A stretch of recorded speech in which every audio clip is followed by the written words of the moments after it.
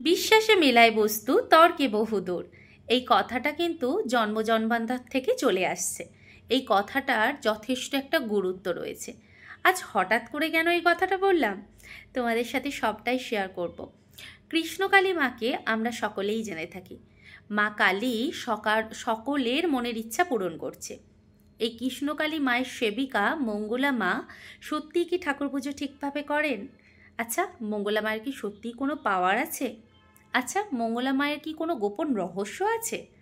নাকি এই ত্রিশূলের কিছু অলৌকিক শক্তি সত্যিই রয়েছে? নাকি এই ত্রিশূল আর এই মঙ্গলা মা দুজনেই ভণ্ডামি? সবটাই আজকে ভিডিওর মাধ্যমে শেয়ার করব। হ্যালো এভরিওয়ান, কেমন আছো তোমরা? আশা করি ভালো আছো, আর আমিও ভালো আছি। আমার নতুন আরও একটি ভিডিওতে তোমাদের সবাইকে জানাই অনেক অনেক স্বাগত। আজকে এই যে আমরা মঙ্গলা মা, কৃষ্ণকালী মা, এইসব জিনিসগুলো বহু দিন থেকে সোশ্যাল মিডিয়া দেখে আসছি, যাকে নিয়ে এত আলোচিত, এত কন্ট্রোভার্সি, এত কথা, এত ভক্তি, সব কিছুটাই কি সত্যিই নকল? সত্যিই কি এগুলো ফালতু? সত্যিই কি এগুলো সত্যি না? একদমই না।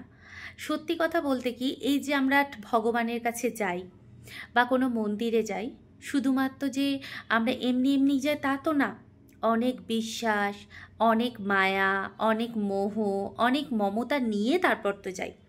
আমরা কি শুধুই কার্যসিদ্ধির জন্যই ভগবানের কাছে যাই? তা তো না।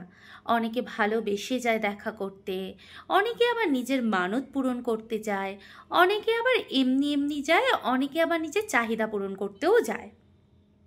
তবে এই কৃষ্ণকালী মা, যাকে নিয়ে এত উথাল পাতাল, যার নাকি নাম জপ করলেই আমরা সব কিছু পেতে পারি, এটা কি ধ্রুব সত্যি?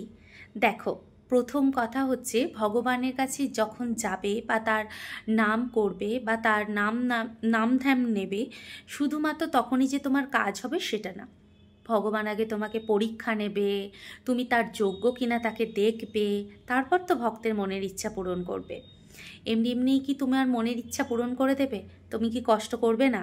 আচ্ছা বলো তো, যখন একটা মা জন্ম দেয়, জন্ম দেওয়ার পর সন্তান কি নিজে নিজেই ভাত খেতে শিখে যায়, নিজে নিজেই জল খেতে শিখে যায়?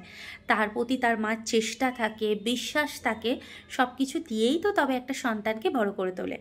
সেই রকম মায়ের ওপর আমাদের বিশ্বাস, তেমন মায়ের ওপর যেমন আমাদের বিশ্বাস, মায়েরও আমাদের ওপর অনেক বিশ্বাস।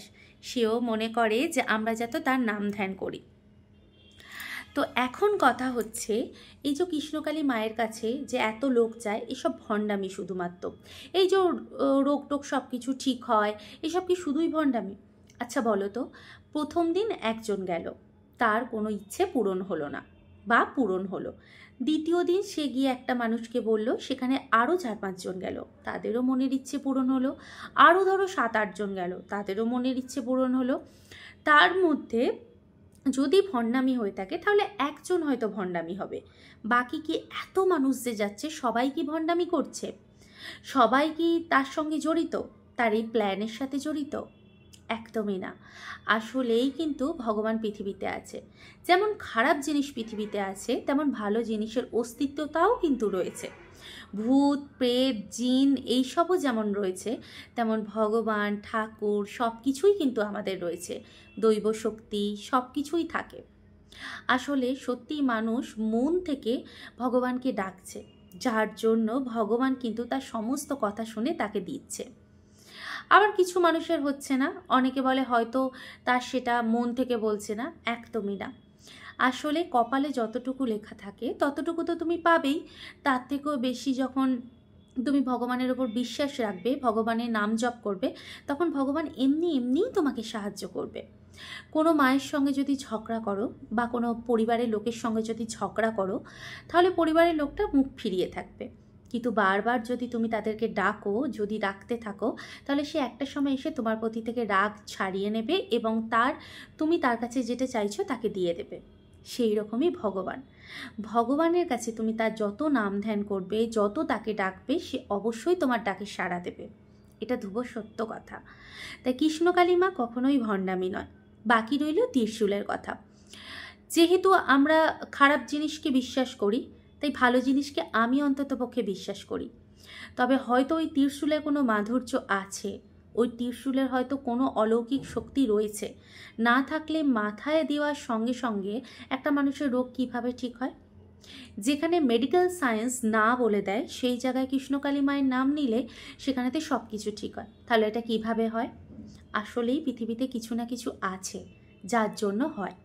যদি না হতো তাহলে এই কেদারনাথ, বদ্রীনাথ বা বড় মা এই সবের কাছে এত মানুষের ভিড় কেন হতো? শুধুই কি ভিড় হতো? একদমই না। এগুলো হচ্ছে সত্যিই হয়, অলৌকিক শক্তি শুধুই রয়েছে।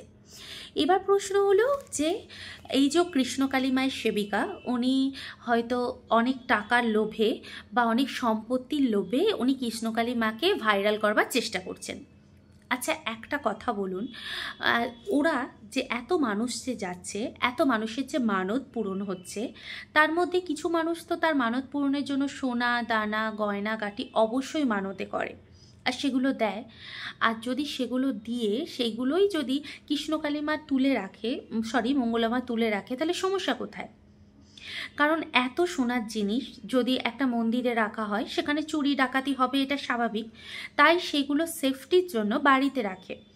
তার যদি টাকার এতই অহংকার হতো বা টাকার যদি এতই প্রয়োজন হতো, তাহলে সে তো একটা কাজই করতে পারত, সে ফিস নিত। সে তাহলে এই একবার টিস্যু ঠেকানোর দরুন সে বলতো 500 টাকা চার্জ করতো, কিন্তু সে তো করেনি। সে মানব সেবা করতে চাইছে, সে মানুষের সঙ্গে মানুষের মধ্যে কৃষ্ণকালী মাকে ছড়িয়ে দিতে চাইছে, যাতে কলিযুগের হাত থেকে মানুষকে রক্ষা করতে পারে, মানুষকে বিপদের হাত থেকে রক্ষা করতে পারে। তাই কখনোই কৃষ্ণকালী মা বা মঙ্গলা মায়ের দিকে আঙুল তোলা উচিত না। কৃষ্ণকালী মায়ের দিকে তো একদমই আঙুল তোলা উচিত না। যারা বোকামির মতো কণ্ঠভাষী করছে কৃষ্ণকালী মাকে নিয়ে বা মঙ্গলা মাকে নিয়ে, যারা কণ্ঠভাষী করছে তাদের বুকের কলিজাটা একবার চিন্তা করো। ভগবানের সঙ্গে এখানে যুদ্ধ করা। ভগবান কিন্তু কখনো বলেনি যে মানুষের উপকার করবে না। ভগবান সবসময় বলে আমাকে নিয়ে উপকার করো, কিন্তু আমাকে নিয়ে বিজনেস করো না। এটা কিন্তু সব জায়গাতে বলে, কিন্তু অধিকাংশ জায়গাতেই তাকে নিয়ে সেবা করছে না, তাকে নিয়ে বিজনেসই মানুষ করছে। কিন্তু মঙ্গলা মা এটা বিজনেস করছে না, এটা কিন্তু তার ভালোবাসা এবং মানব সেবাতে কাজে লাগাচ্ছে। তাই তাকে ভুল বোঝার কোনো কারণই নেই। তাই তার কোনো গোপন রহস্য আছে বলে আমার মনে হয় না। আমার মনে হয় সে যতটুকু করছে মন থেকে করছে, সবার জন্য করছে। কারণ দেখো, সে যদি টাকার লোভে করতো তাহলে সারা দিন না খেয়ে সন্ধ্যে 5:30 6টা পর্যন্ত ওই যে মন্দিরে থাকার পর সন্ধ্যা আরতি করার পর বাড়িতে এসে খাওয়া, বা লোকের জন্য দাঁড়িয়ে থেকে মাথায় ত্রিশূল ঠেকিয়ে মানুষকে ভালো করা, এই সব জিনিসগুলো সে কেন করবে? এর থেকে তো সে টাকাও পায় না, পয়সাও পায় না। তাহলে এত কিছু করার মানেটা কি? আসলেই হচ্ছে সে মানব সেবাই করতে চায়।